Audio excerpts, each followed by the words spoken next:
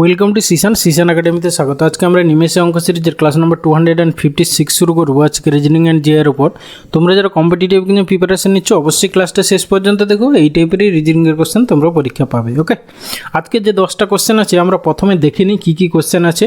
ঠিক আছে, দেখো ফার্স্ট কোশ্চেন এইটা আছে, second question this, third question this, fourth question, fifth,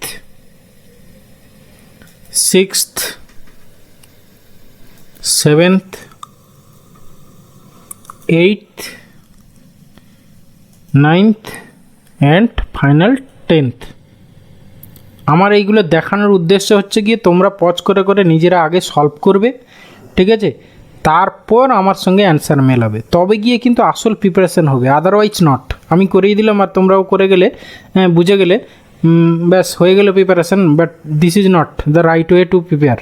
ঠিক আছে, সেই জন্য তোমাকে নিজে সলভ করতে হবে। ওকে, তাহলে আমরা ফার্স্ট কোশ্চেনটা কী আছে এবার সলভ করি।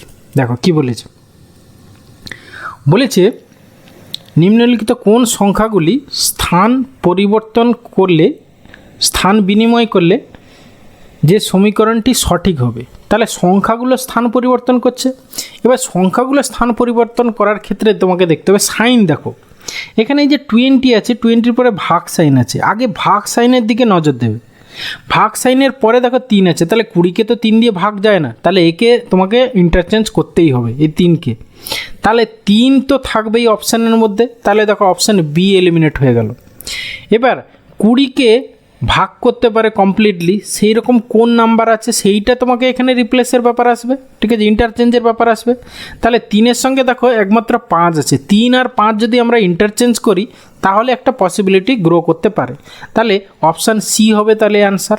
আমরা অপশান সি মানে 3 আর 5 এটা একটু চেক করে নিই এটা ঠিক হচ্ছে কি না।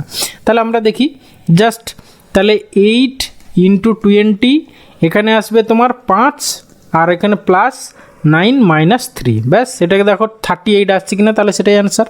আগে ভাগের কাজ হবে, 5 × 4 = 20, তাহলে 8 × 4 = 32, আর এখানে হচ্ছে গিয়ে তোমার 9 - 3 মানে হচ্ছে গিয়ে 6, 6 × 2 = 8 মানে 38 চলে আসছে, ব্যাস অপশান সি অ্যান্সার।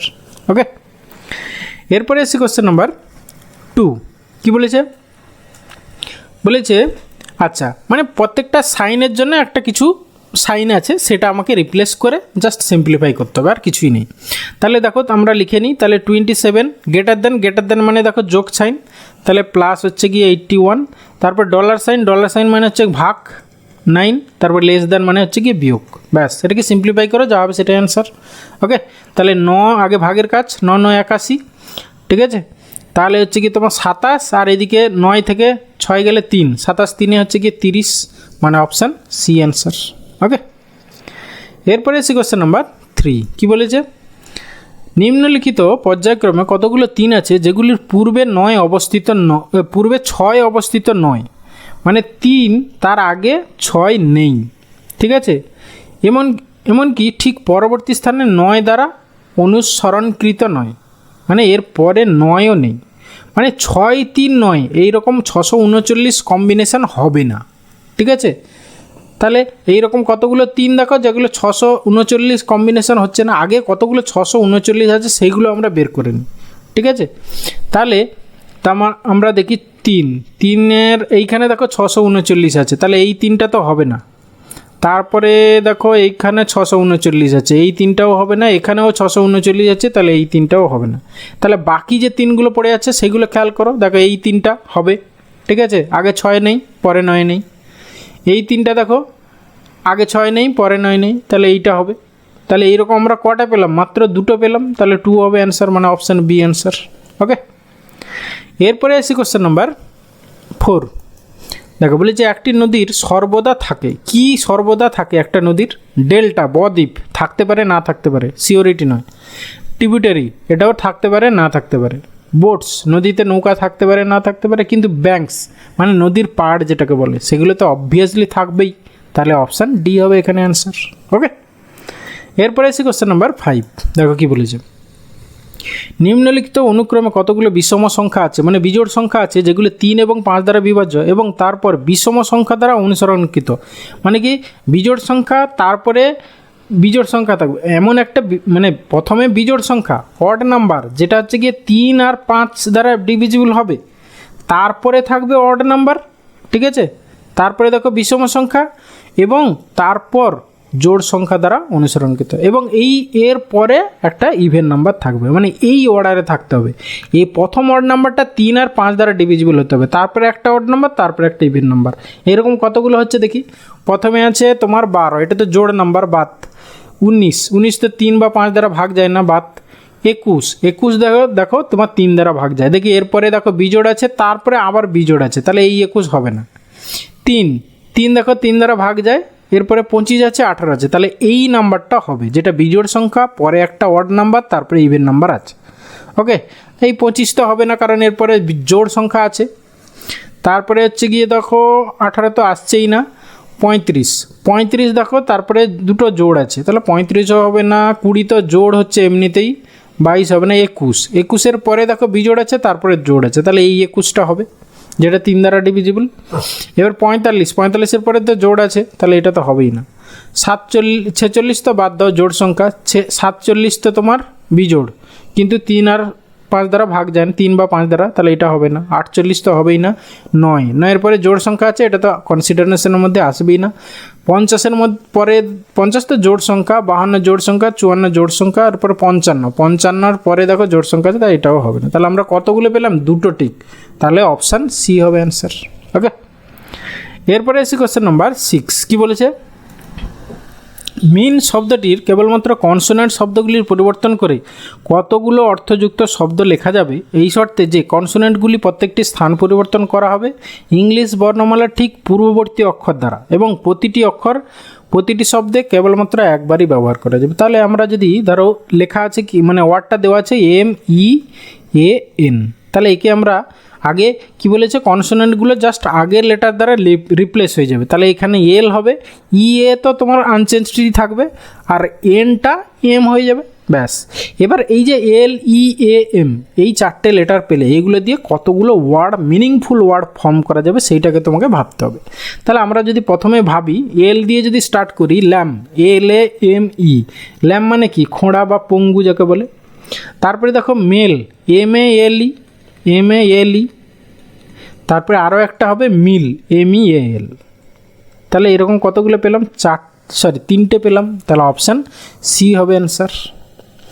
এরপরে আসি কোশ্চেন নাম্বার 7 কি বলেছে, নিম্নলিখিত শব্দগুলিকে একটি অর্থযুক্ত পর্যায়ক্রমে সাজাও। আচ্ছা দেখো, প্রথমে তো তোমার কনসালটেশন দেওয়া আছে, ইলনেস, ডক্টর, ট্রিটমেন্ট, রিকভারি। প্রথমে আসবে ইলনেস, মানে 2 দিয়ে স্টার্ট হবে, ঠিক আছে, 2 দিয়ে প্রথমে শুরু কোনটা আছে, অপশান এ আর বি, তাহলে সি আর ডি কনসিডারেশনের মধ্যে আসবেই না, অপশান CD বাদ। তারপরে দেখো তোমার এখানেও 3 আছে, এখানে, হ্যাঁ, তারপরে দেখো 2 নম্বরে ইলনেস হলো, তারপরে গেল ডাক্তারের কাছে, তারপরে কি আসবে, ডাক্তারের সঙ্গে কনসালটেশন হবে, মানে ডাক্তারকে বলবে আমার এই অসুবিধা ইত্যাদি ইত্যাদি, সেটাকে বল কনসালটেশন, মানে 3 নম্বরে এইটা আসবে, মানে তোমার কি হবে 2, 3, তারপরে 1 হবে, 2, 3, 1, দেখো এখানে 4 আছে, তাহলে অপশান বি হবে না, তাহলে অপশান এ অ্যান্সার। ওকে, এরপরে এসে কোশ্চেন নাম্বার 8 কি বলেছে না, কিছু লেটার, নাম্বার, সিম্বল এরকম করে দেওয়া আছে, বলেছে এই বিন্যাসে কতগুলি অক্ষর আছে যেগুলি প্রত্যেকটি ঠিক পূর্বে একটি চিহ্ন আছে, অথবা একটি সংখ্যা দ্বারা অনুসরণকৃত, মানে পরে একটা নাম্বার আছে, কিন্তু উভয়ই প্রযোজ্য নয়। ধরো সাপোজ একটা এক্স লেটার, তার আগে একটা ধরো সাপোজ সিম্বল এরকম $, ইত্যাদি ইত্যাদি সাইন থাকবে,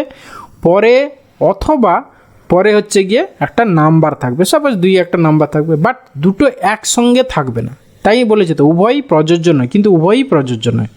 তাহলে এইরকম কম্বিনেশানগুলো দেখি, আমরা শুধু লেটারগুলো খেয়াল করি।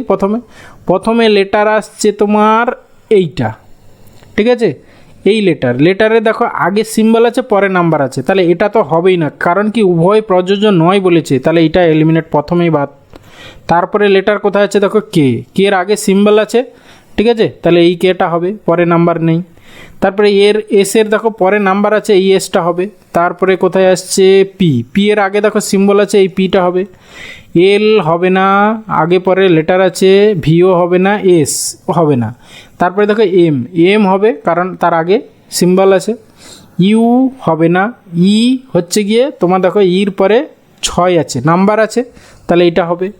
তারপরে হচ্ছে গিয়ে কিউ এর আগে সিম্বল আছে, কিউ হবে। জি হবে না। তারপরে আসছি তোমার টিটা হবে। তারপরে ওয়াই হবে না। ব্যাস, তাহলে আমাদের কটা হলো? 3 2 5 2 7, 7টা। বাট দেখো এইখানে অ্যান্সারে কোনো 7 নেই, 8 আছে। ঠিক আছে, আমার মনে হয় এইটাকে কাউন্ট করে নিয়েছে।